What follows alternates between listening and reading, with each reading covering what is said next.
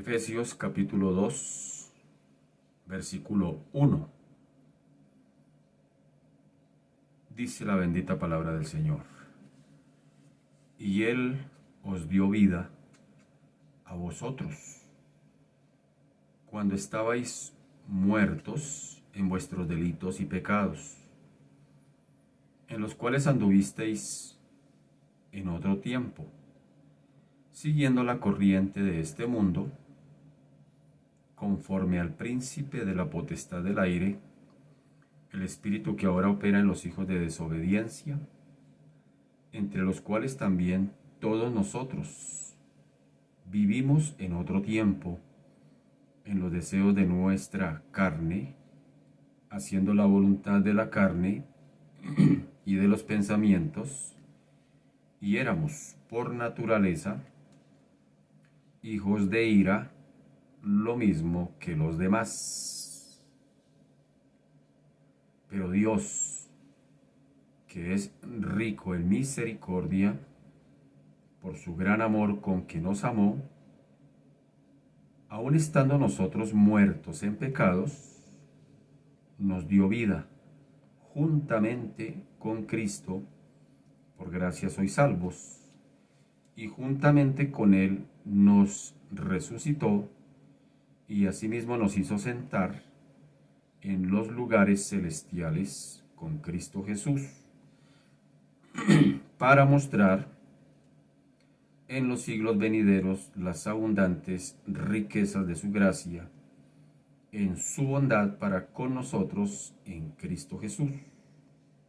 Porque por gracia sois salvos, por medio de la fe, y esto no de vosotros, pues es don de Dios, no por obras, para que nadie se gloríe, porque somos hechura suya, creados en Cristo Jesús, para buenas obras, las cuales Dios preparó de antemano, para que anduviésemos en ellas.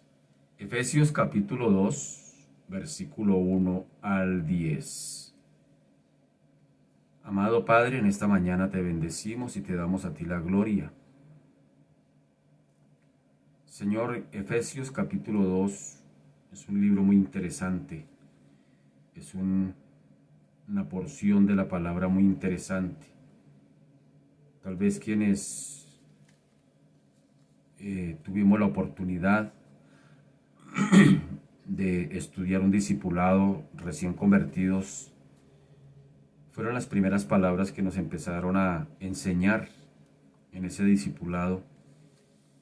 Y yo recuerdo que cuando leía este texto me confrontaba con mi situación y yo decía, oiga, sí, yo estaba así, muerto espiritualmente, estaba siendo arrastrado por la corriente de este mundo.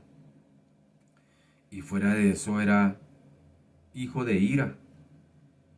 Así que gracias a Dios por su misericordia, porque aunque estaba muerto en pecados, Él me dio vida juntamente con Cristo. Y también le daba gracias a Dios porque no solamente eso, sino que además nos dio bendiciones espirituales en Cristo, donde dice que nos hizo sentar junto con Él en lugares celestiales. Y que había un propósito, o hay un propósito de esa salvación, y era para mostrar en los siglos venideros las abundantes riquezas de su gracia, en su bondad para con todos nosotros. Y me recordaba que esto no salía por mí mismo, sino que era por gracia, y que era un don de fe, dado por Dios mismo, para que no me jactara, dice, que para que no me gloriara, pero también entendía que había un propósito.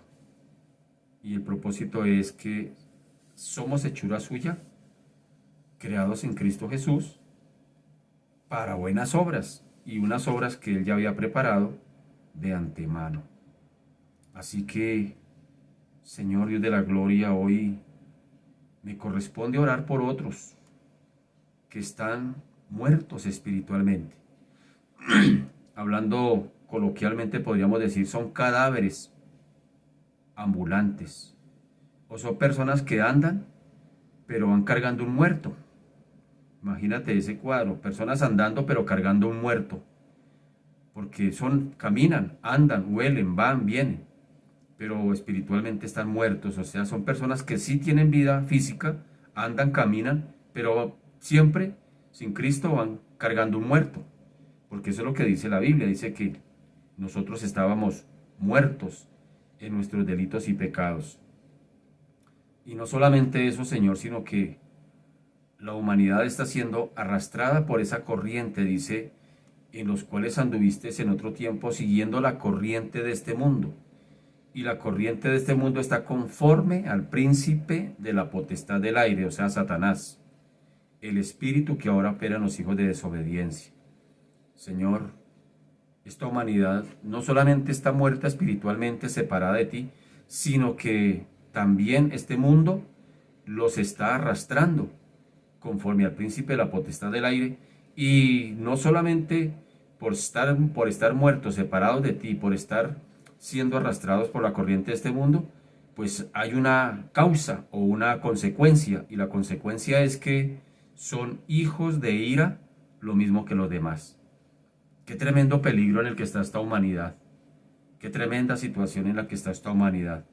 Señor, diario que salimos a la calle vemos cadáveres, es decir, gente andando, pero son cadáveres espiritualmente porque la Biblia dice que están muertos espiritualmente. Y no solamente eso, sino que ellos tal vez sin darse en cuenta, Señor, están siendo arrastrados por la corriente de este mundo a un destino sin Cristo. Es decir, cuando dice que están siendo arrastrados por la corriente de este mundo, significa que la humanidad está siendo arrastrada a infringir las leyes morales de Dios. Eso es lo que está haciendo esta humanidad. Es decir, el mismo enemigo los está llevando a desobedecer las leyes morales de Dios. Los está arrastrando a un destino de perdición. Qué tremendo, Señor. Por eso en esta mañana oramos por tanta gente, tantas personas que están, Señor Dios de la gloria, Padre amado, atrapados por la corriente de este mundo.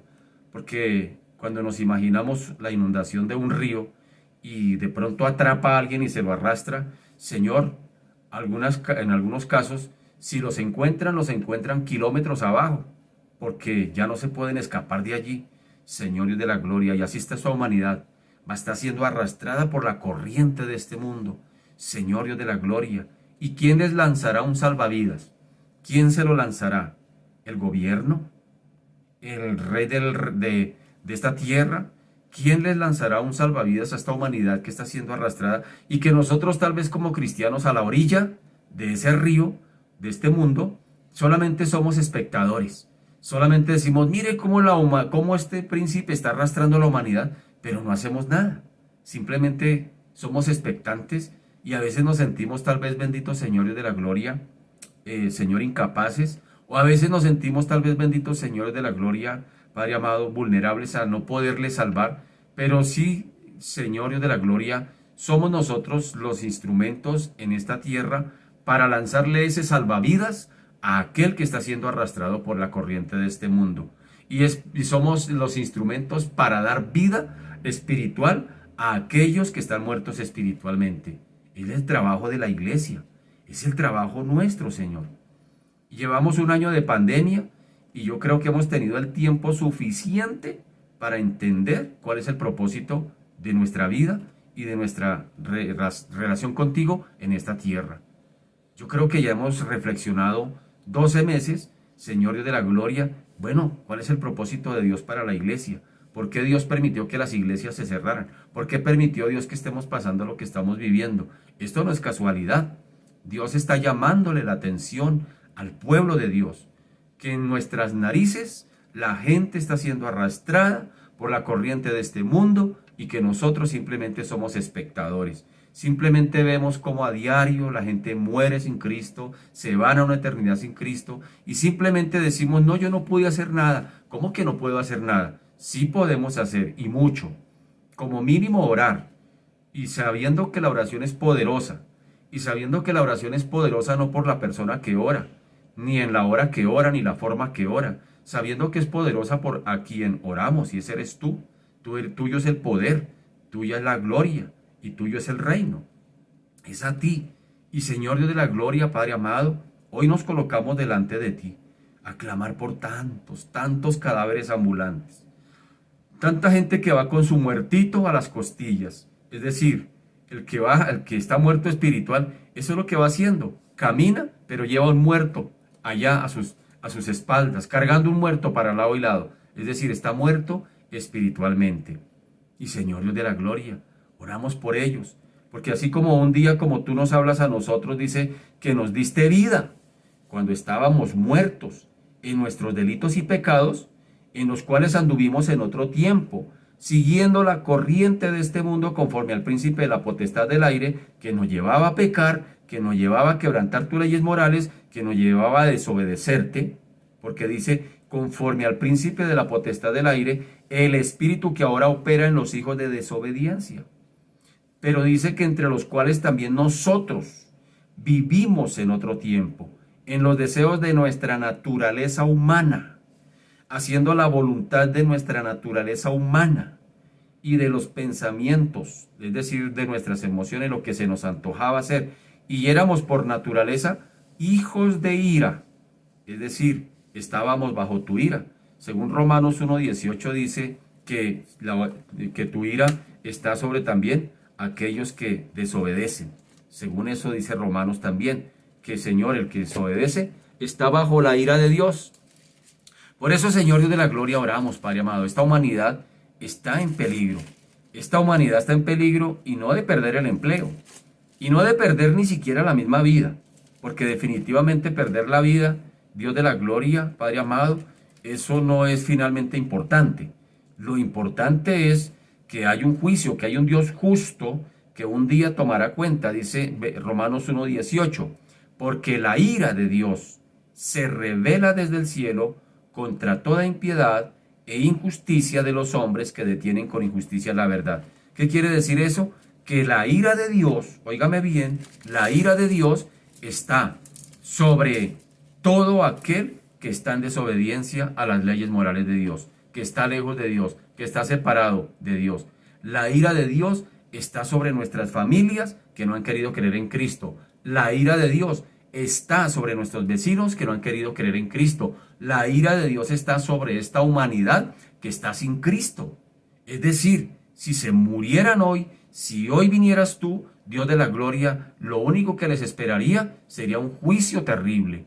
Señor, esta es una gran realidad, esta es una gran verdad que, Señor, como iglesia, como pueblo de Dios, deberíamos concientizarnos. Nos has dado 12 meses para reflexionar, bendito Señor, en qué está llamando a la atención. En qué está llamando la atención al pecador, pero también en qué está llamando la atención al pueblo de Dios, a los heraldos, a los que estamos colocados como luz en el mundo, según Pablo, según Jesús. Somos la luz, somos la sal. A quienes Pablo, según dice Pablo, nos colocaste tú como luminares en el mundo, para que la gente vea un referente, para que la gente vea una esperanza de señores de la gloria, de un destino eterno. ¡Qué tremendo! Tanta gente ha fallecido y sin embargo, Padre amado, la gente vive aquí en la tierra como dice el mismo libro de Efesios.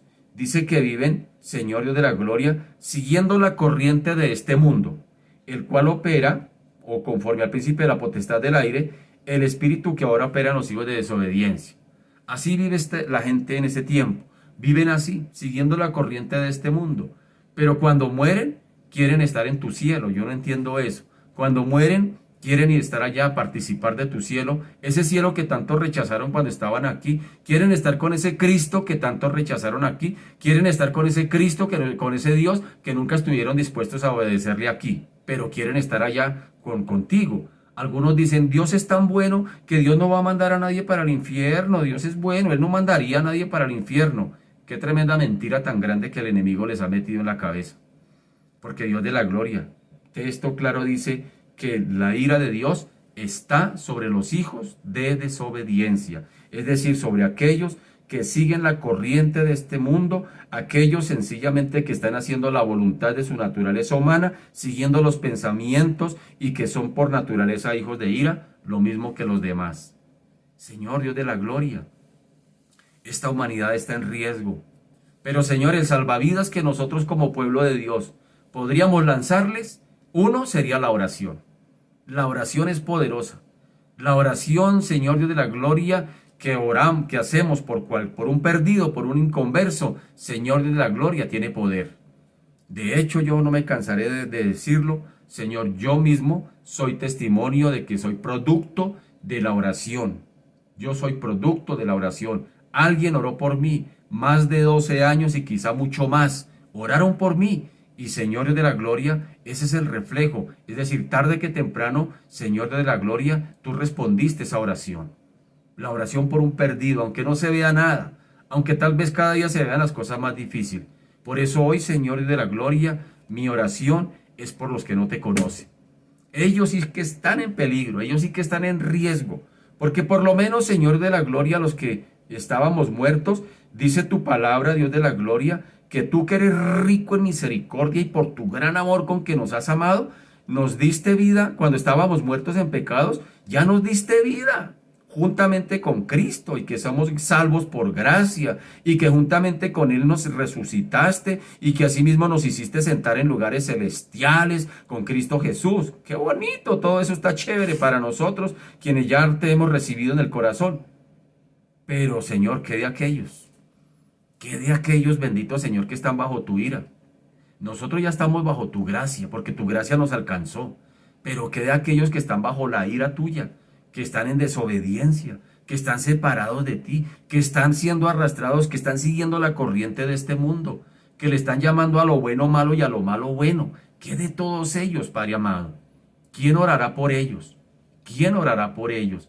¿Quién levantará un clamor a favor de toda esta gente que, Señor Dios de la gloria, está separado de ti y que están en un peligro inminente? El peligro inminente, Señor, es que están bajo tu ira. Y que si la muerte física lo llegase a sorprender en esa condición, bendito Señor Dios de la gloria, ya no hay esperanza. Ya no hay cómo, Señor Dios de la gloria, devolver el tiempo. Ya definitivamente, bendito Señor Dios de la gloria, Padre Santo, ya lo único que les espera, Padre amado, es un terrible juicio, Padre amado. Triste decirlo, pero hay que decirlo. Toca decirlo, corresponde decirlo porque es la realidad que la Biblia me muestra. La Biblia no me está mostrando otra cosa. La Biblia no me está diciendo aquí que cuando una persona se muere se va para un limbo o se va para un lugar allí donde un nirvana, donde entre más oraciones le hagan, más lo van acercando a Dios, o entre más misas o más cosas. No, ya el que murió sin Cristo, grave, grave. Dice Juan, el capítulo 3 de Juan, cuando en una conversación que Jesús tuvo con Nicodemo, un líder religioso, él le dijo de esta manera: porque de tal manera amó Dios al mundo, que ha dado a su Hijo unigénito, para que todo aquel que en él crea no se pierda, mas tenga vida eterna.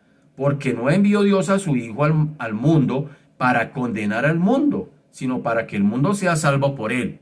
Entonces algunos se pegan de este texto, donde dice: no, Dios no mandaría a nadie para el infierno, porque el texto lo dice. La Biblia dice que él no vino a condenar a nadie, pero es que toca leer el versículo 18, porque dice: el que en él cree no es condenado, pero el que no cree ya ha sido condenado, porque no ha creído en el nombre del unigénito Hijo de Dios. Y esta es la condenación, que la luz vino al mundo y los hombres amaron más las tinieblas que la luz, porque sus obras eran malas. Qué tremendo es. Porque todo el que hace lo malo aborrece la luz y no viene a la luz, para que sus obras no sean reprendidas. ¿Sí nota eso? El que está en esa condición sencillamente se niega a creer, se niega a acercarse a Cristo, porque se niega o le teme a ser confrontado con su condición de pecador. Así que el Señor no va a mandar a nadie para el infierno, la gente se va solita. Pero Señor de la gloria, hoy nos colocamos delante de ti para clamar, para pedir, Señor, por nuestros vecinos, para pedir por nuestros familiares, para pedir por tantos, bendito Señor, conocidos y no conocidos, Padre amado. Esta humanidad está siendo arrastrada por la corriente de este mundo. la cual opera conforme al príncipe de este mundo. Y el príncipe de este mundo no es Cristo. Óigame bien, el príncipe de este mundo no es Cristo. El príncipe de este mundo se llama el mismo Satanás. Él es el que está llevando a este mundo, arrastrando a este mundo a una condenación. Pero ¿quiénes tenemos que lanzar ese salvavidas para sacarlos de allí? Tu oración lo puede hacer. Tu oración por un perdido lo puede hacer. Cuando tú oras por un perdido, es un salvavidas que le está lanzando. Porque tú no te imaginas el poder tan tremendo que hay en la oración. El mismo Señor, a través del Espíritu Santo, usa de esas armas espirituales poderosas que el cristiano usa a favor de un perdido. Primero, la oración. Segundo, la palabra predicada. La palabra proclamada a ese perdido. Es lo que son las armas espirituales. Son los salvavidas que, Señor Dios de la gloria, les has dejado a la iglesia para lanzarle a aquellos benditos Señor Dios de la gloria que están en esa condición. Es más, el mismo Pablo le encargó a Timoteo. Pablo le encargó a Timoteo una instrucción muy puntual.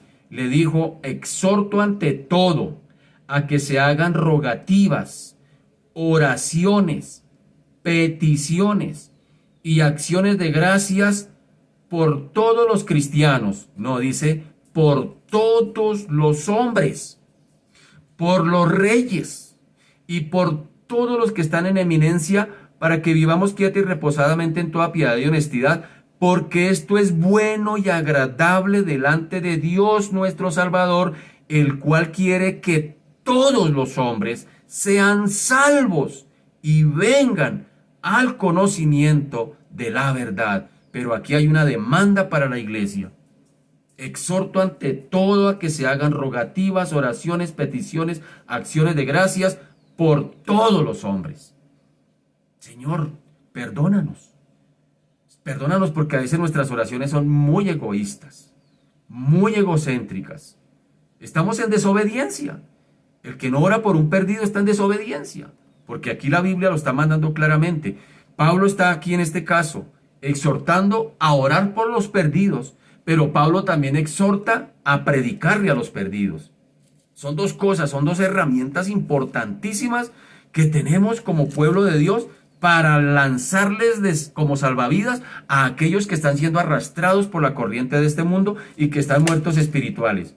Pablo aquí da instrucciones de orar por los perdidos, pero también da instrucciones de predicarle a los perdidos. Romanos capítulo 10 nos lo dice con claridad. Dice: porque, más que dice, cerca de ti está la palabra, en tu boca y en tu corazón, y esta es la palabra de fe que predicamos, que si confesares con tu boca que Jesús es el Señor y creyeres en tu corazón que Dios le levantó de los muertos, serás salvo. Porque con el corazón se cree para justicia, pero con la boca se confiesa para salvación. Pues la Escritura dice: todo aquel que en él creyere no será avergonzado. Porque no hay diferencia entre judío y griego, mas el mismo que es Señor de todos es rico para con todos los que le invocan. Porque todo aquel que invocare el nombre del Señor será salvo. ¿Cómo pues invocarán a aquel en el cual no han creído? ¿Y cómo creerán en aquel de quien no han oído? ¿Y cómo oirán sin haber quien les predique? ¿Y cómo predicarán si no fueren enviados? Como está escrito: cuán hermosos son los pies de los que anuncian la paz, de los que anuncian buenas nuevas. Y verso 17 termina diciendo: así que la fe viene por el oír y el oír por la palabra de Dios. Son dos instrucciones, son dos armas poderosas que el Señor nos dejó como salvavidas para lanzarle a aquel que está siendo arrastrado por la corriente de este mundo: la oración y la predicación o proclamación de la palabra. Señor, ¿será que sí estamos haciendo la tarea? Me pregunto en esta mañana, ¿estaremos haciendo esa tarea? ¿Estaremos orando, invirtiendo nuestro tiempo en orar por aquellos, Señor, de dejar ya de lado nuestra necesidad e involucrarnos por la necesidad de otro? Esos son, Dios de la gloria, sacrificios de alabanza. Esos son sacrificios de alabanza. Ayer se nos predicaba sobre los sacrificios de alabanza. Sacrificios de alabanza es que dejo mi pedido de lado y ahora me pongo a orar por aquellos que están en verdadero peligro, que están en verdadera necesidad. Hoy hacemos sacrificios de alabanza. Señor, tengo tanto por qué orar por mí, Señor de la gloria, por nosotros como pueblo de Dios, pero dejamos de lado nuestro pedido, ya lo olvidamos por un momento porque queremos orar es por aquellos que están en verdadero problema, están siendo arrastrados por la corriente de este mundo. Ya tú a nosotros nos salvaste, dice que más Dios que rico en misericordia y por su gran amor con que nos amó, cuando estábamos muertos en delitos y pecados y estábamos siendo arrastrados por la corriente de este mundo, dice que Cristo nos dio vida o Dios nos dio vida juntamente con Cristo y que por gracia fuimos salvados, fuimos rescatados de la corriente de este mundo y dice que nos dio vida juntamente con Cristo y nos ha trasladado de las corrientes de este mundo dice que a los lugares celestiales con Cristo. Qué traslación tan tremenda. Nos ha trasladado del reino de estas tinieblas y nos ha colocado ahora en lugares celestiales. Ya nos sacaste de allí y nos tienes en un lugar mejor. Ya nosotros estamos plenos en Cristo, ya no tenemos necesidad de nada prácticamente. El que está en Cristo ya está completo, está pleno, según dice por allá en Colosenses capítulo 1, plenitud de vida en Cristo. Pero ¿qué de aquellos?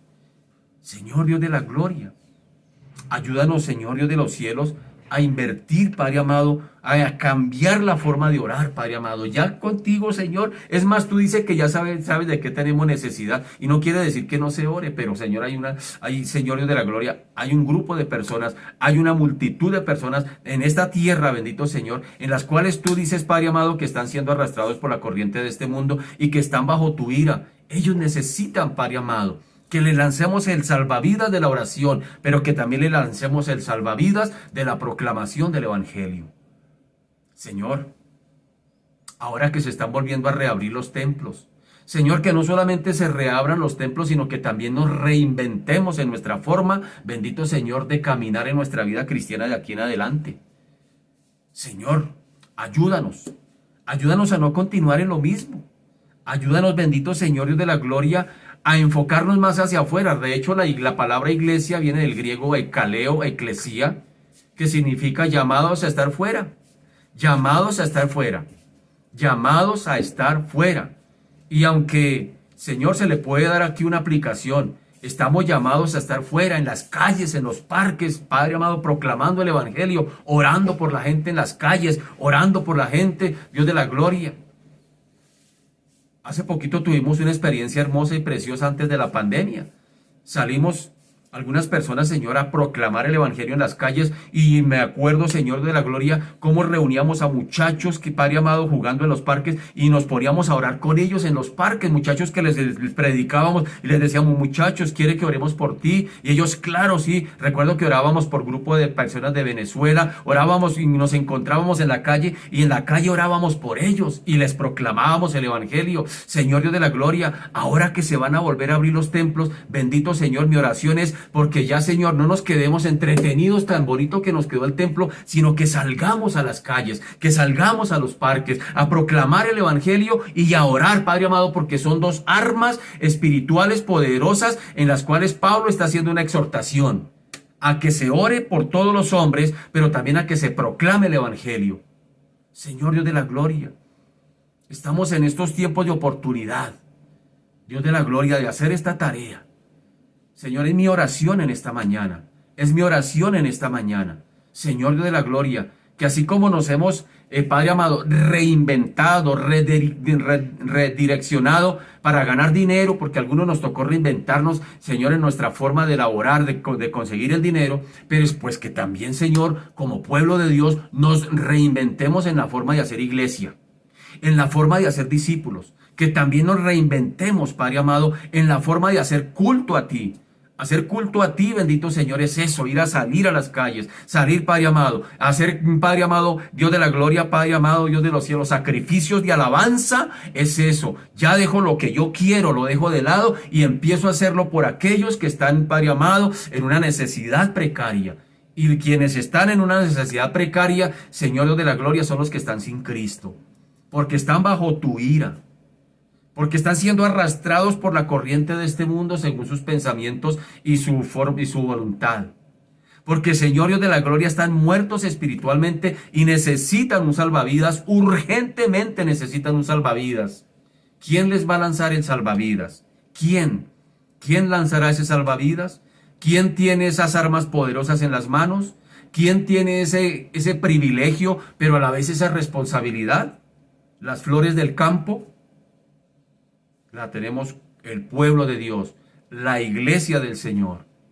Esa es la tarea y la razón por las cuales, Señor Dios de la gloria, nos has colocado en esta tierra. Si otros oraron por nosotros, si otros nos predicaron en otro tiempo, cuando estábamos muertos en delitos y pecados, y tú nos diste vida con Cristo, Señor, ahora nuestra labor, nuestra tarea es dar de, si hemos recibido de gracia, ahora nuestra tarea es dar de gracia.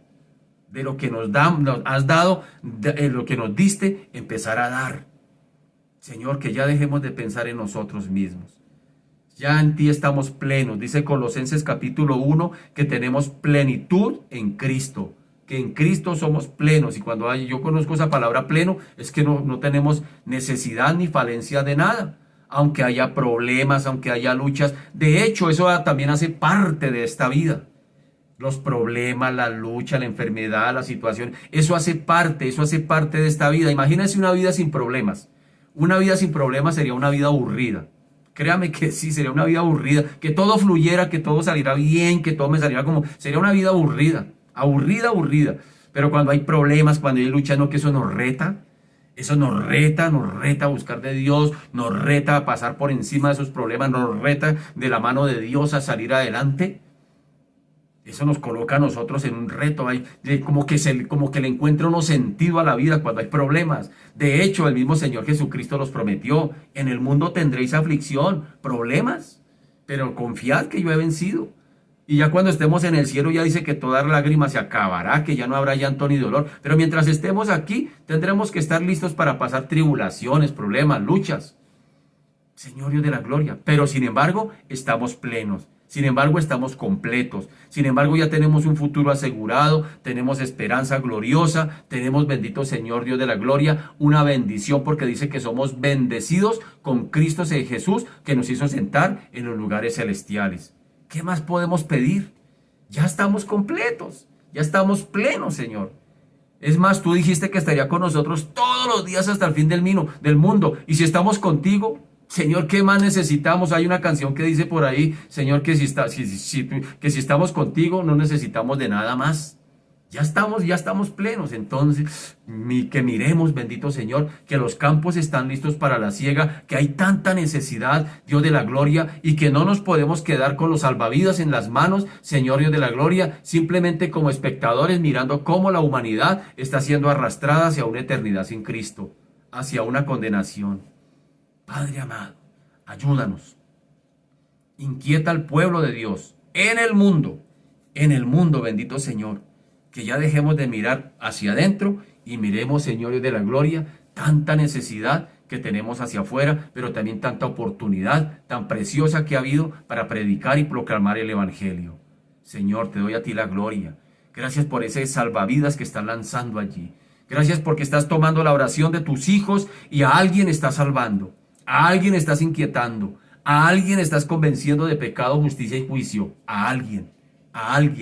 Puede ser un vecino. Puede ser un compañero de trabajo, puede ser un amigo, puede ser un familiar. Hoy los colocamos delante de ti, Señor de la gloria, con toda la seguridad y la certeza, Padre amado, que esta oración es poderosa. Poderosa, Señor, primero porque va en línea con lo que tú quieres que clamemos. Y tú dices, yo exhorto ante todo a que se hagan rogativas, oraciones, peticiones, acciones de gracias por todos los hombres y por los que están en eminencia, porque mi voluntad es que todos los hombres sean salvos y vengan al conocimiento de la verdad. Y cuando oramos en sintonía con lo que Dios quiere que oremos, la respuesta es instantánea. La respuesta llega así, porque estamos orando conforme a lo que Dios quiere que tú ores.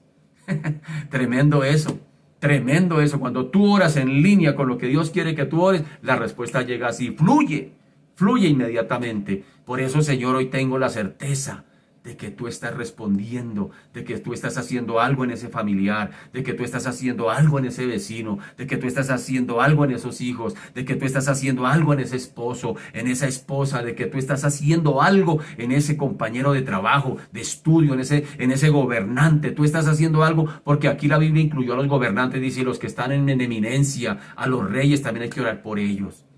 Gracias, Señor, por lo que estás haciendo. Gracias, Señor, por lo que haces. Y gracias, Señor, por lo que harás. Padre amado, te damos a ti la gloria. Ayúdanos a comprender tu palabra en esta nueva mañana, Señor de la gloria. Padre Santo, de hoy, sábado 20 de febrero del año 2021. A ti te damos la gloria, Señor, en el nombre de Jesús. Amén y amén.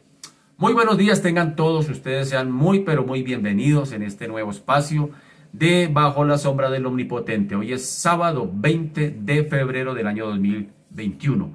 Así que Dios nos ayude, hermanos queridos, a redireccionar nuestra forma de orar. Ya hemos orado por años por nosotros. Yo creo que ya es hora de orar por otros, por aquellos que de verdad están en una condición difícil.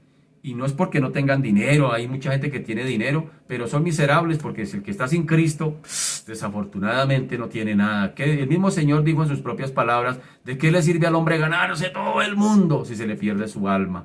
Así que tenemos una tarea grande, una tarea magna, una tarea un reto por delante, por hacer. Así que lo reto, lo animo, hermano querido, a que enfoquemos nuestra forma de venir al Señor, y tal vez necesitamos pedirle al Señor eso, que nos apasione por las personas que no tienen a Cristo, que nos apasione por ellos, que coloque en nosotros ese corazón compasivo, ese corazón lleno de misericordia, ese corazón dolido por aquellos que se están perdiendo. Imagínense que dice la Biblia, el texto, que están siendo arrastrados por la corriente de este mundo, que están siendo arrastrados. Imagínense usted a la orilla de un río caudaloso que se está llevando un poco de gente, y que entre ellos van sus familiares, y que entre ellos van un hijo.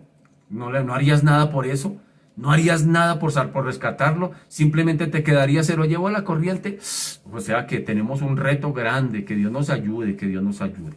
Bien, estamos en el Evangelio de Juan. Aquí seguimos en esta bonita tarea de aprender de lo que el Señor nos ha querido regalar durante todos estos mañanas de este estudio bíblico de su Evangelio.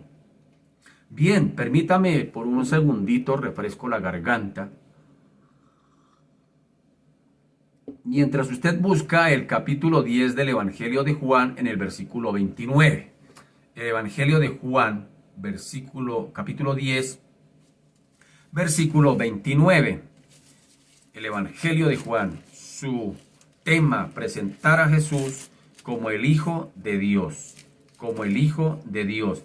Y a propósito, ya que estamos en el capítulo 10, mire que ya nos estamos acercando a un evento especial que se dará en el capítulo 13.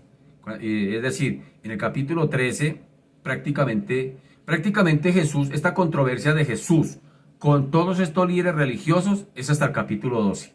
Prácticamente hasta ahí. Porque a partir del capítulo 13, 14, 15, 16, 17, 18, 19, hasta 17, todos esos eventos se irán a dar alrededor de una cena. Y ahí después de esa cena ya el Señor lo toman prisionero y prácticamente ya va a morir en la cruz. O sea que prácticamente esta controversia que hemos venido hablando en todos estos capítulos, desde el capítulo 5 prácticamente hasta aquí, esa controversia con los líderes religiosos más o menos se dará hasta el capítulo 12. Así que ya en el capítulo 13 ya cambia el escenario y la escena y la forma de lo que Juan nos va a explicar a partir del capítulo 13. Así que estamos prácticamente a las puertas donde la ira, el enojo de estos líderes religiosos está prácticamente en su punto más alto. Así que recordemos lo que dice en el versículo 29 del capítulo 10. Dice: mi Padre que me las dio es mayor que todos, y nadie las puede arrebatar de la mano de mi Padre. Recordemos que estábamos hablando de las ovejas, del buen pastor y las ovejas, que es el tema de este capítulo 10. Y recordemos que esta sencilla expresión, mi Padre que me las dio es mayor que todos y nadie las puede arrebatar de mi mano, esa sencilla expresión, recordemos que habíamos hablado de que ha generado en ocasiones bastante discusión y poníamos un punto de vista que algunos interpretan el hecho de que las ovejas de Cristo le fueron dadas por su Padre y que como le fueron dadas por su Padre, nos estaban dando a entender que era la forma, es decir, que algunas personas fueron elegidas para ser parte del rebaño de Cristo, pero que otras fueron definitivamente eximidas. Que unas fueron elegidas, pero las otras fueron rechazadas. Eso es lo que cree una corriente de pensamiento acerca de este texto. Algunos lo interpretan de esa manera. Mi Padre que me las dio. Entonces algunos dicen, no, entonces como el Padre fue que se las dio, entonces sencillamente el Padre le dio estas, pero estas no se las dio. Entonces las que les dio hacen parte del rebaño, pero las ovejas que no les dio prácticamente quedaron excluidas. O también se interpreta, o algunos interpretan, que definitivamente a algunos se les dio fe para creer, mientras que otros definitivamente fueron prácticamente privados de ella. Así que estos intérpretes de esta manera creen también que realmente Dios es soberano y que en su soberanía Él hace como quiere y que no tiene que darle cuentas a nadie. Así que si nosotros le preguntáramos qué le hace argumentar que esa corriente de pensamiento, de creer que Dios escogió a unos para salvarlos y a otros no, ¿qué te hace pensar esa clase de pensamientos? Todo lo que dirían es que Dios es soberano.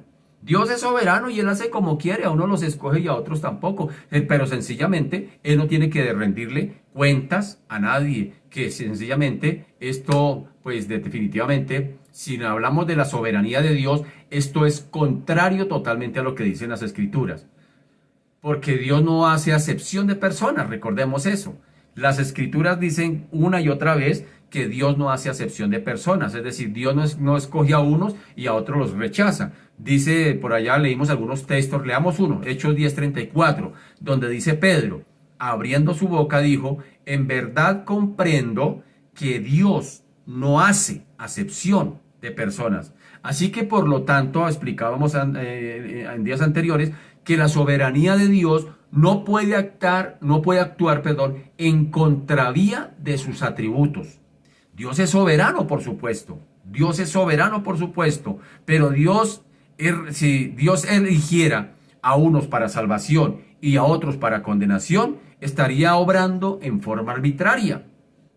Estaría en contra de su naturaleza. Estaría en contra de su carácter. Porque si Él dice que no hace acepción de personas y estuviera escogiendo a unos, pues estaría en contra de su naturaleza, estaría en contra de su carácter. Si Él dice que no hace acepción de personas, pues no hace acepción de personas. Es decir, y acabamos de leer por ahí algunos textos, especialmente por allá en 1 Timoteo. 1 Timoteo 3, donde Pablo está exhortando a que se hagan oraciones, rogativas, peticiones y acciones de gracias por todos. Dice, por todos los hombres. Porque Él quiere que todos los hombres sean salvos y todos los hombres vengan al conocimiento de la verdad. Así que queda desvirtuado definitivamente esa corriente de pensamiento, de pensar de que Dios escogió a unos para salvarlos y los otros miren a ver cómo se defienden. No, porque iría en contra de su naturaleza, iría en contra de su carácter. Sin embargo, la Biblia afirma de que sí hubo, de que realmente sí hubo unos para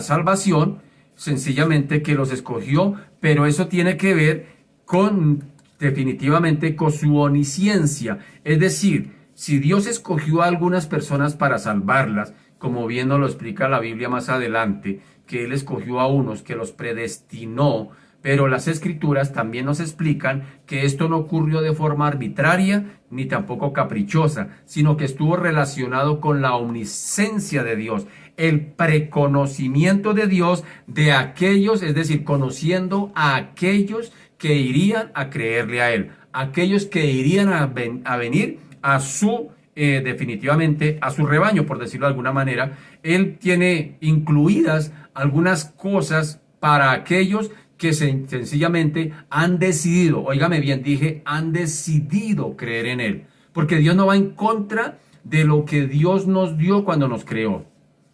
Dios es un Dios justo. Y en su justicia, Dios le dio al ser humano la capacidad de tomar sus propias decisiones. Ya lo hemos dicho varias veces. Es decir, cuando Dios le da al ser humano esa capacidad de tomar sus propias decisiones en la vida, de rechazarle a Él o de aceptarle a Él, sencillamente tiene que ver con su justicia, tiene que ver con el carácter de un Dios justo. Un Dios justo que a la vez en esa justicia responsabiliza al ser humano de las decisiones que tome. Es decir, Dios le dio la capacidad al ser humano de tomar sus propias decisiones, pero no le dio el permiso de pecar. Es lo que se conoce como libre albedrío. Es lo que se conoce como la libertad en Cristo más no libertinaje. ¿Sí me hago entender? El hecho de que Dios nos haya dado la capacidad para poder tomar nuestras propias decisiones y vivir la vida como se nos antoje, no quiere decir que está siendo permisivo con el pecado, permisivo con la desobediencia a los hombres, porque ese Dios justo un día va a llamar a ese hombre y lo va a responsabilizar de las decisiones que tomó. Sea tarde que temprano, un día tendremos que comparecer ante el Señor. Así que, en su carácter justo, Dios ya sabía, conocía. Dice que a los que destinó, a ellos ya los conocía. Es decir, Él ya conoce quién definitivamente le va a creer. Y ya conoce definitivamente quién le va a rechazar. Eso lo conoce Él. Sin embargo, la puerta sigue abierta. Por allá Romanos 8:29 dice, porque a los que antes conoció, óigame bien, a los que antes conoció, también los predestinó. ¿Sí me hago entender? Es decir, el mismo Señor dijo, hablando aquí el apóstol Juan, dice, yo conozco mis ovejas. Oigan la expresión conocer. Yo conozco mis ovejas y les doy vida eterna y no perecerán jamás, ni nadie las arrebatará de mi mano porque son mías. Es decir, Jesús está diciendo que Él conoce los verdaderos creyentes, que Él conoce a los que verdaderamente le han creído. Es más, por allá en Juan 2, cuando estábamos empezando el Evangelio de Juan, recuerde que después de que hubo una fiesta de Pascua, de que Jesús fue allá al templo y hizo cualquier cantidad de señales, dice que muchos creyeron al ver las señales que hacía. Sin embargo, dice el texto que Él no se fiaba de los hombres porque Él los conocía a todos. Es decir, Dios conoce quién verdaderamente se ha convertido al Evangelio. Dios conoce verdaderamente quién es genuino cristiano. Dios lo conoce. Entonces, como dice que a los que antes conoció, a los que ya sabe quiénes son verdaderamente los que van a desarrollar una fe genuina en Él, dice que a esos los predestinó. A esos los predestina, es decir, hay un destino para ellos. Dice, para que fuesen hechos conforme a la imagen de su Hijo. ¿Para qué? ¿Cuál es el propósito aquí? ¿Cuál es la predestinación de aquellos que han creído en Cristo? Sencillamente para que fuesen hechos conforme a la imagen de su Hijo. Recuerde la imagen de la puerta, la figura de la puerta que hacíamos. Por fuera la puerta abierta de par en par, que está abierta para todo el mundo, y afuera hay un letrero que dice salvación. Por fuera de la puerta, y está abierta a las 24 horas para todo aquel que quiera entrar por ella.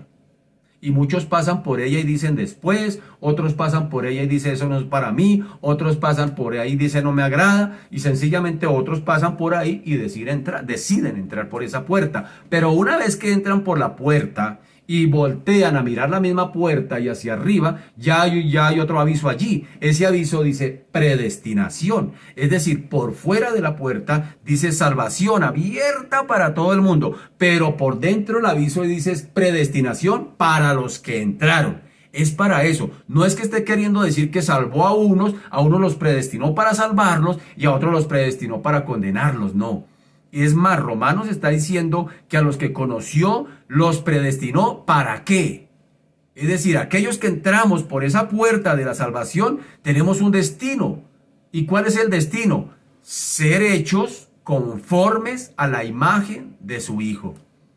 Ese es el proceso de santificación que el Señor hace a diario con aquel que se convierte al Señor, con aquel que nace de nuevo.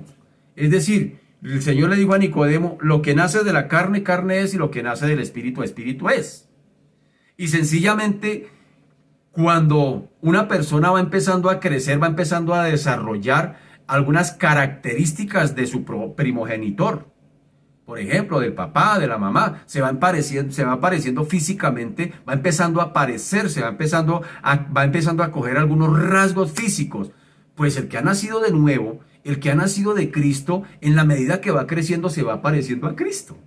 Esa es la tarea. Los que entramos por la puerta de la salvación, una vez miramos el aviso por dentro, dice predestinación. ¿Para qué estoy predestinado? Ahora que he entrado por esta puerta, pues dice el texto Romanos capítulo 8, versículo 29, para que seamos conformes a la imagen de su Hijo.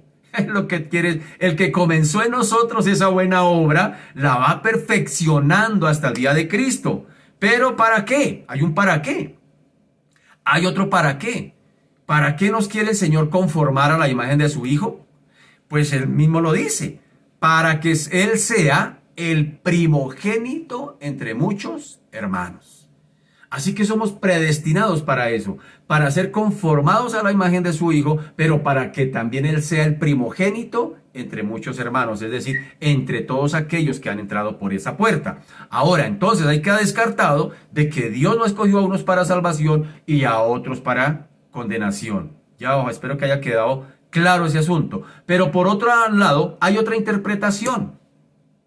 La otra interpretación dice que esto no ocurrió de forma caprichosa o mejor, que creen, más bien, perdóname, dice por otro lado creen, hay otros que creen que desde que el pecado entró al mundo por la desobediencia de Adán, que todos los hombres definitivamente quedaron muertos espiritualmente. Que todos los hombres están muertos espiritualmente y que son incapaces absolutamente de hacer algo para salvarse, porque un muerto no puede hacer nada. Entonces, ese es otro concepto. El primer concepto, que Dios escogió a unos para salvación y a otros para condenación, pero ya lo hemos descartado. Ahora, el otro concepto es que definitivamente el ser humano, por la desobediencia de Dios, hacia Dios, nace siendo muerto espiritualmente y definitivamente un muerto no puede hacer nada. De hecho, un muerto físico no puede hacer nada. Que son incapaces. Y de hecho, espiritualmente también es incapaz. No son capaces ni de entender la ley de Dios, ni de ver la verdad, ni de poner su fe en Dios, ni de convertirse. Definitivamente es verdad. Pero, de hecho, o mejor, por lo que están muertos, y un muerto, según ellos, no puede hacer ninguna cosa. Por eso dicen que para que una persona llegue a convertirse al Evangelio, es imprescindible que previamente él sea regenerada por el Espíritu de Dios. Esa es la corriente de pensamiento. El ser humano nace muerto espiritualmente, no puede hacer nada por sí mismo, a menos que el Espíritu Santo haga algo en él. Que definitivamente haga algo en él. De lo contrario, no podrá reaccionar a ese llamado de salvación. Entonces, cuando el Espíritu Santo intervenga allí, cuando lo regenere, mucha gente dice que para ser salvo primero tiene que ser tocado por el Espíritu Santo. Aunque el Espíritu Santo trae convicción de pecado, por supuesto que sí al pecador. Pero muchos están esperando que el Espíritu Santo los toque o pase algo para sencillamente creer. Ese es otro argumento mentiroso, porque sencillamente la gente dice, usted es cristiano porque usted lo llamó, usted Dios lo llamó para eso, a mí no, si Dios no me ha llamado, a uno lo llamó para eso, a mí no. Si yo no siento algo, si no siento un llamado, no, como que eso no es para mí. Entonces la gente está esperando algo, una sensación, algo místico, algo sobrenatural que suceda en él para sencillamente venir a Cristo. Esperando que si no son tocados por Dios mismo, no pasará nada porque están muertos espiritualmente y un muerto no puede reaccionar. Hasta que el Espíritu Santo no los toque, hasta que Dios no los toque, haga alguna señal en ellos, entonces ellos empezarán a entender de que definitivamente sí son llamados a la salvación. Pero mientras tanto no, porque según creen un muerto no puede hacer nada, si Dios no interviene. Así que, en otro sentido, pues es cierto que desde que Adán pecó, todos sus descendientes estábamos, o algunos, o los que están fuera de Dios, estábamos muertos en nuestros delitos y pecados, como bien acabamos de leer en Efesios. Dice, Él os dio vida a vosotros cuando estabais muertos en nuestros delitos y pecados. Pero esto no quiere decir, óigame bien, esto no quiere decir que hayamos perdido toda capacidad de pensar y entender la voluntad de Dios. Aunque el ser humano espiritualmente está muerto espiritualmente, hay algo todavía en él que es muy puntual, que Dios se lo dio por haberlo hecho así. Cuando lo hizo, pues recordemos, lo hizo con la capacidad de entender con la capacidad de tomar decisiones. El ser humano, por más muerto espiritual que esté, tiene esa capacidad. Tiene esa capacidad, por más muerto espiritual que esté, tiene la capacidad de reaccionar a la invitación de salvación.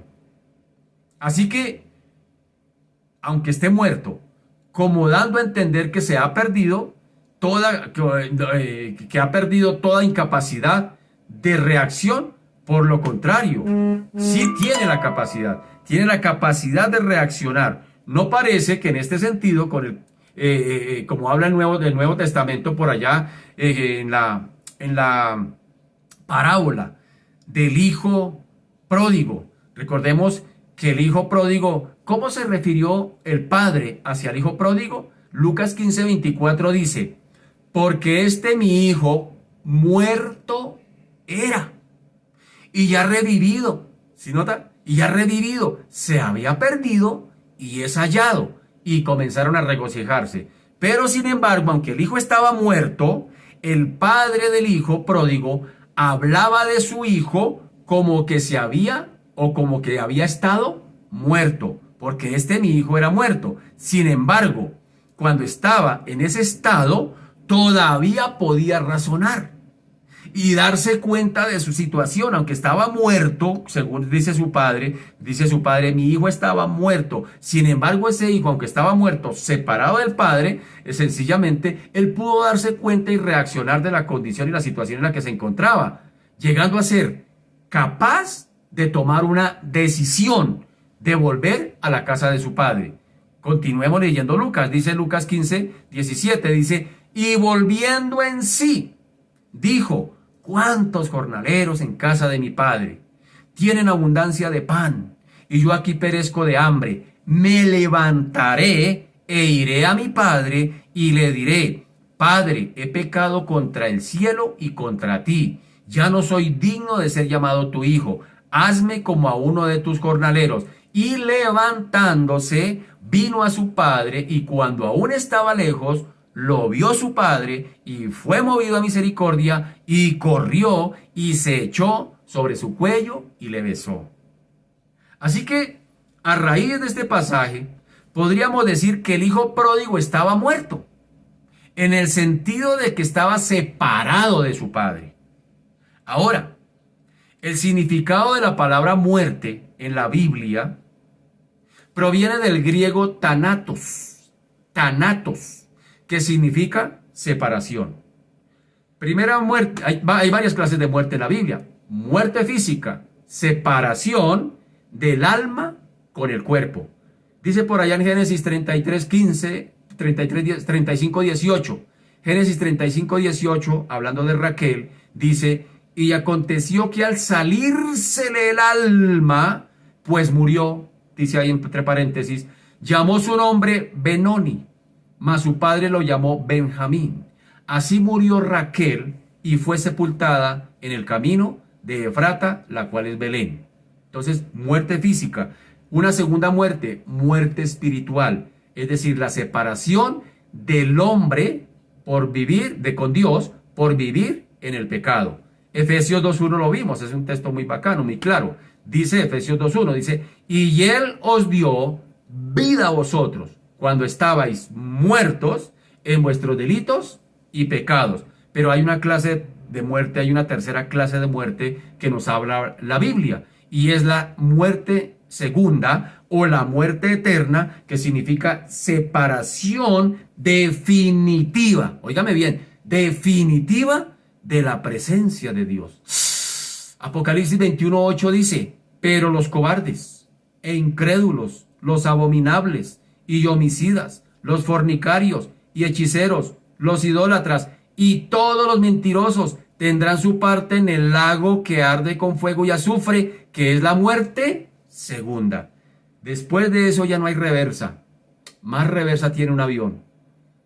Por eso, mientras haya vida, hay esperanza. Después de que una persona muere físicamente, que se separa su alma de su cuerpo, ya no hay esperanza. Ya le espera una segunda muerte. Por eso decíamos en días anteriores que quien nace una sola vez físicamente lo esperan dos muertes, la muerte física y la muerte eterna. Pero el que nace dos veces aquí en la tierra muere solamente una vez, la muerte física. Así que mientras haya vida, hay la capacidad de que, como el hijo pródigo que reaccionó, aunque estaba muerto, como dijo su padre, que dijo, mi hijo estaba muerto, es decir, estaba separado de mí. Es lo que está queriendo decir. Está thanatos, está separado de mí, thanatos, en el griego, está separado de mí. Pero el hijo tuvo la capacidad de reaccionar. Así pasa espiritualmente con el ser humano. A pesar de estar separado de Dios por su pecado, thanatos de Dios por el pecado, tiene la capacidad de reaccionar, de razonar, porque sencillamente Dios le dio esa capacidad de tomar sus propias decisiones, pero a la vez lo hace responsable de las decisiones que tome. Así que, hablando de esto refleja exactamente nuestra situación como hombres pecadores. Estábamos algunos, y la humanidad sin Cristo está separado o estamos separados de Dios, o lo que es lo mismo, muertos espiritualmente. Y aunque esta separación nos ha afectado espiritualmente, o nos había afectado y ha afectado a la humanidad espiritualmente, esta separación, sencillamente, eso no quiere decir que hayamos perdido toda capacidad de razonar, de sentir o de tomar decisiones. Lo estoy diciendo. El apóstol Pablo habla de esto en la relación del hombre pagano, que no conocía a Dios y que ni siquiera conoce la ley, pero hay algo allí en él. Mira lo que dice Pablo en Romanos capítulo 2, versículo 14. Aunque esté muerto espiritualmente, aunque esté separado de Dios, hay algo allí en él que lo lleva a reaccionar como el hijo pródigo, que lo lleva a tomar decisiones como el hijo pródigo, que lo lleva a levantarse y acercarse al Padre. Romanos 2.14 dice, porque cuando los gentiles que no tienen ley hacen por naturaleza lo que es de la ley, estos, aunque no tengan ley, son ley para sí mismos, mostrando la obra de la ley escrita en sus corazones, dando testimonio su conciencia. Es decir, el hombre es consciente, conoce su condición. El ser humano puede razonar, concientizarse, ser consciente, tener conciencia de su condición. Y dice, dando testimonio su conciencia y acusándoles o defendiéndoles sus razonamientos en el día en que Dios juzgará, Dios justo, por Jesucristo, los secretos de los hombres conforme a mi evangelio. Si nota, Pablo está queriendo decir que el ser humano, por más muerto espiritualmente que se encuentre, tiene la capacidad de tomar decisiones, de reaccionar, de razonar, de ser consciente de su condición de pecado y de volverse al Padre, tomar una decisión.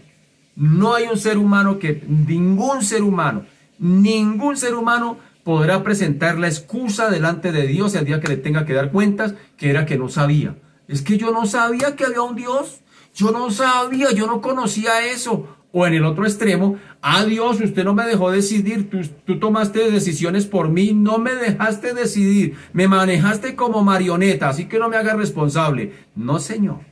Dios permitió que eso que Dios le había dado al ser humano desde que lo creó, la capacidad de decidir, el libre albedrío, es decir, Dios hizo al hombre moralmente libre.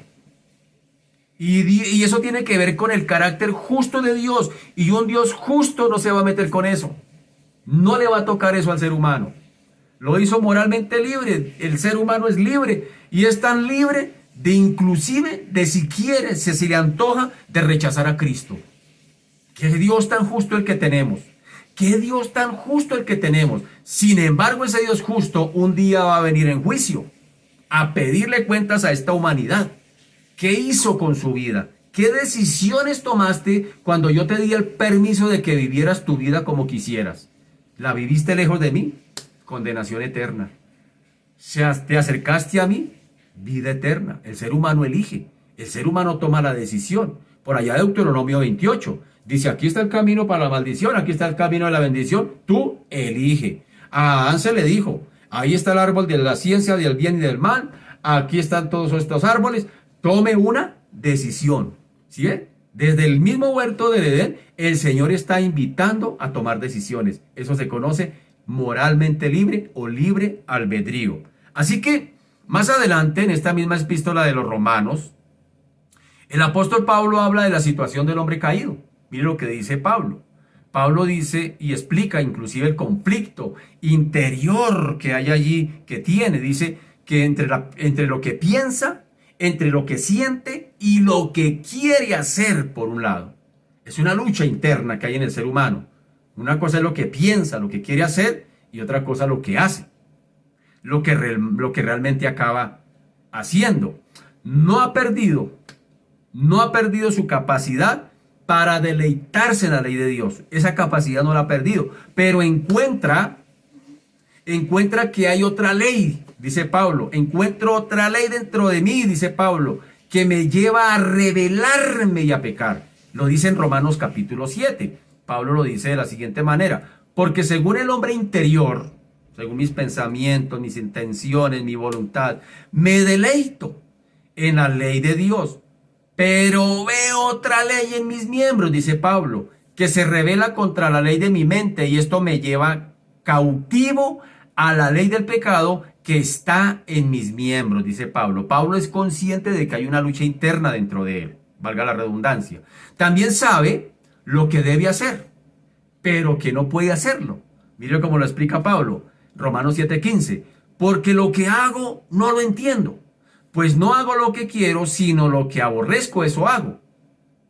Y si lo que no quiero esto hago, apruebo que la ley es buena, de manera que ya no soy yo quien hace aquello, sino el pecado que mora en mí. Pero también Pablo sigue diciendo que queriendo hacer el bien, pero no lo hace.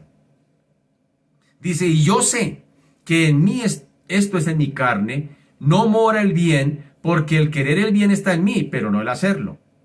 Porque no hago el bien que quiero, sino el mal que no quiero. Eso hago. Y si hago lo que no quiero, ya no lo hago yo, sino el pecado que mora en mí. Así que queriendo yo hacer el bien, hallo esta ley, que el mal está en mí. Qué bueno que nosotros también pudiéramos entender eso. Que pudiéramos comprender y entender que internamente hay una lucha. La carne contra el espíritu. Alguien dijo por allá en el seminario, una vez, un profesor del seminario nos dijo, explicándonos acerca de teología, de la introducción de la teología, nos hablaba y nos decía, el problema del ser humano es venir a Cristo, y el problema de hacernos cristianos es quedar vivos, decía él, porque si nos hacemos cristianos y nos morimos, pues chévere, para el cielo, pero el problema es que nos hicimos cristianos y quedamos vivos. De ahí en adelante empieza una lucha en esas dos naturalezas. La carne contra el espíritu y el espíritu contra la carne. Y Pablo era consciente de esa lucha que tenía. Por lo tanto, el hombre caído, sin regenerar, sigue entendiendo que la ley de Dios es buena. Siente que debe obedecerla y de hecho intenta hacerlo el hombre sin Dios. Es decir, su mente, emociones, voluntad sigue entendiendo que la ley de Dios es buena, y su mente y su corazón, sus emociones, siguen funcionando en alguna medida. No las ha perdido completamente, ¿sí nota? Pero lo que no tiene es la capacidad de cumplir con sus exigencias.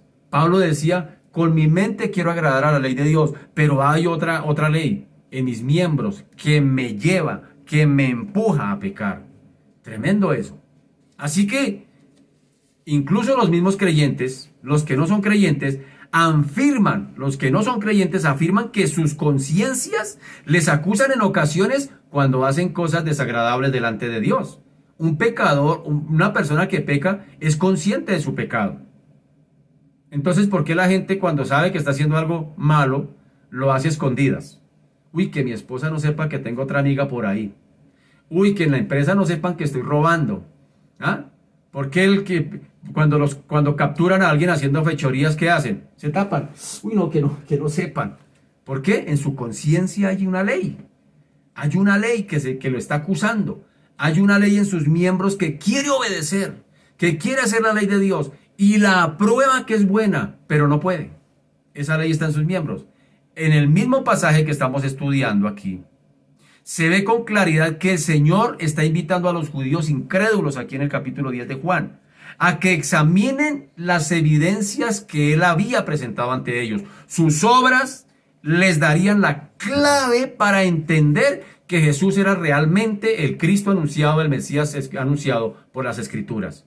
Por lo tanto, aquí se desprende de esto que aunque eran incrédulos, sin embargo, todavía podían pensar por sí mismos y llegar a la conclusión correcta. ¿Sí nota eso?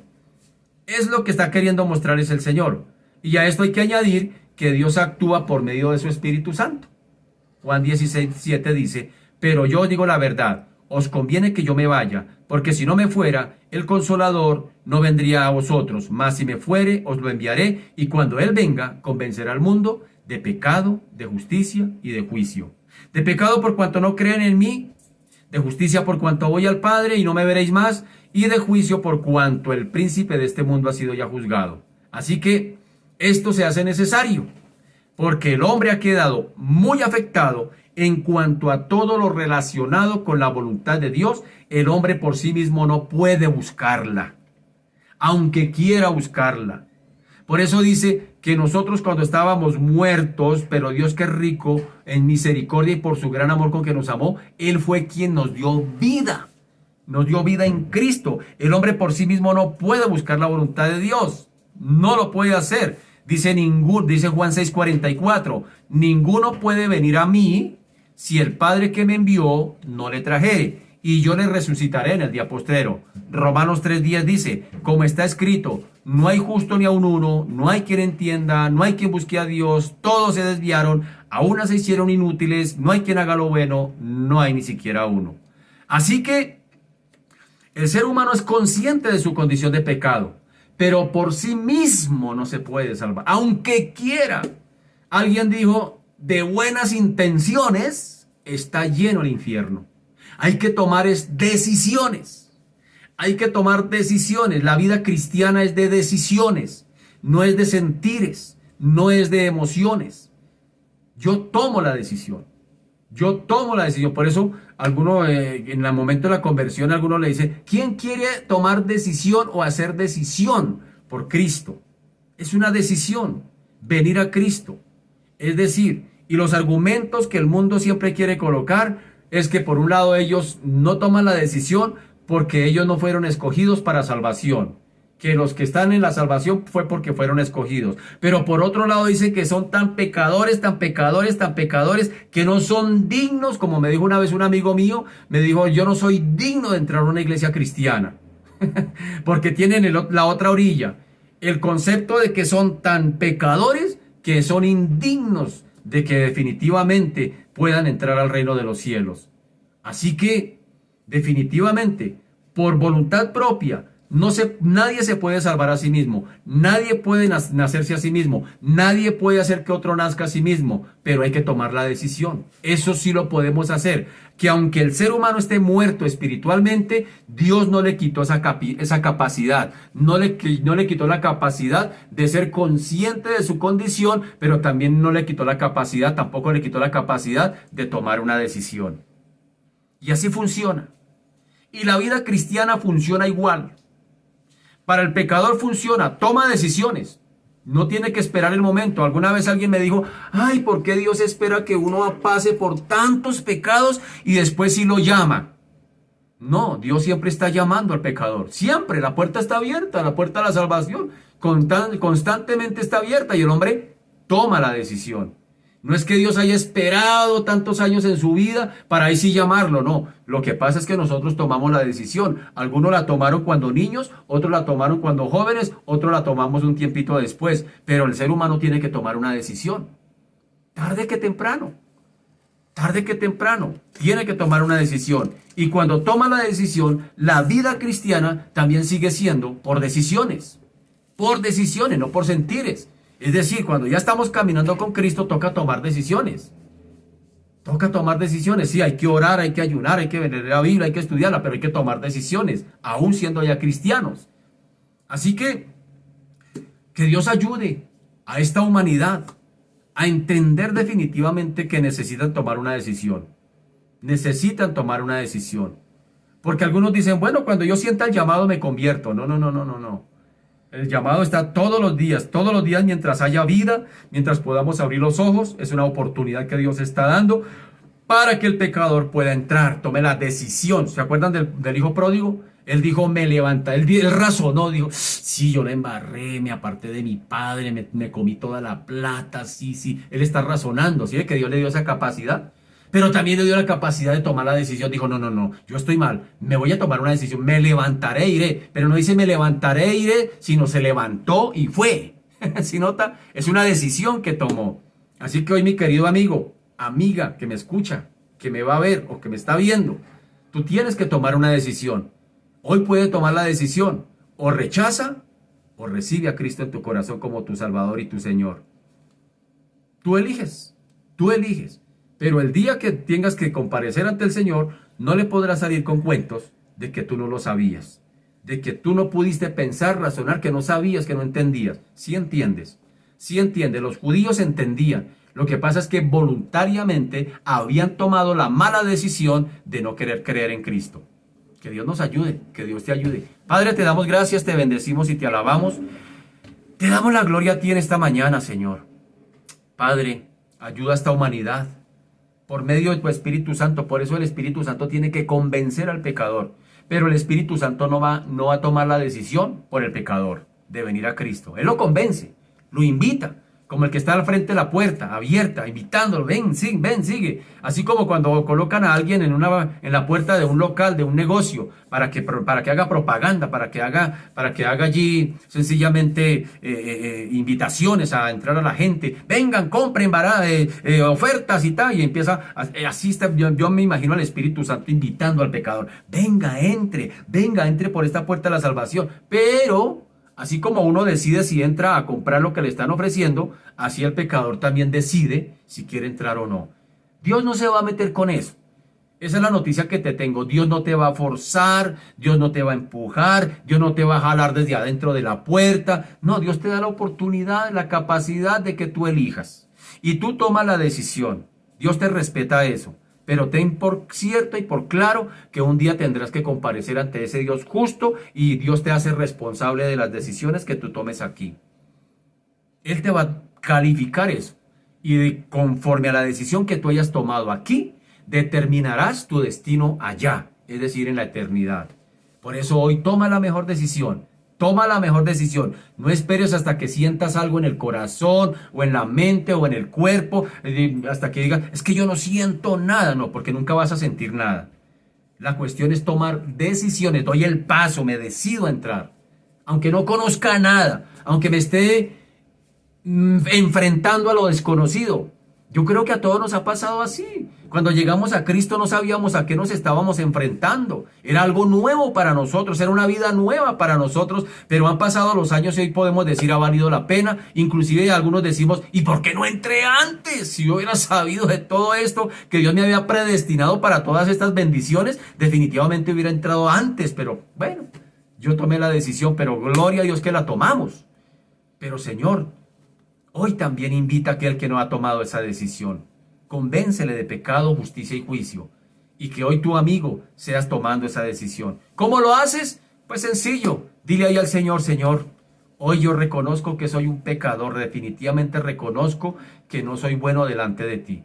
Reconozco que yo mismo no me puedo salvar. Reconozco que estoy muerto espiritualmente, que estoy separado de ti, que estoy tanatos de ti, estoy separado de ti y que nada ni nadie me podrá acercar a ti, sino únicamente tú mismo.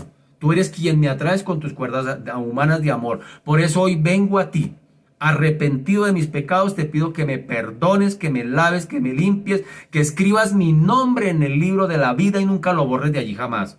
Enséñame y ayúdame a caminar conforme a tu voluntad, como tú quieres, como a ti te agrada. Ayúdame, Señor, de ahora en adelante a caminar por la fe, mirando solamente hacia ti, pero también con una vida de arrepentimiento, alejándome cada vez más del pecado. Gracias, Señor, por salvarme. Dile allí si has hecho esta oración sinceramente y honestamente. Dile gracias, Señor, por salvarme. Ahora la Biblia dice que a los que creyeron, a los que le recibieron, los ha hecho hijos e hijas de Dios. Dile gracias, Señor, porque ahora soy tu hijo. Y si soy tu hijo, soy tu heredero y coheredero con Cristo y me haces sentar en lugares celestiales con Cristo Jesús. Ayúdame a vivir de aquí en adelante para ti. Gracias te damos, Señor de la gloria, por lo que estás haciendo, por esas personas que hoy tomarán esa sabia decisión. La decisión más importante que un ser humano podrá tomar es la decisión de venir a Cristo. Señor, gracias. Hoy los bendecimos esas familias, bendecimos ese ministerio que vas a levantar a través de esas vidas que se están convirtiendo a ti, Padre amado. Gracias te damos, Señor, en el nombre de Jesús. A ti sea la gloria, Padre, en el nombre de Jesús. Amén y amén. Bien, mis amados, se nos ha ido el tiempo. Recuerden que mañana domingo tenemos culto virtual a las 9 de la mañana. Los esperamos por estos mismos medios. Un abracito para todos. Feliz fin de semana, mis amados. Descansen. Chao.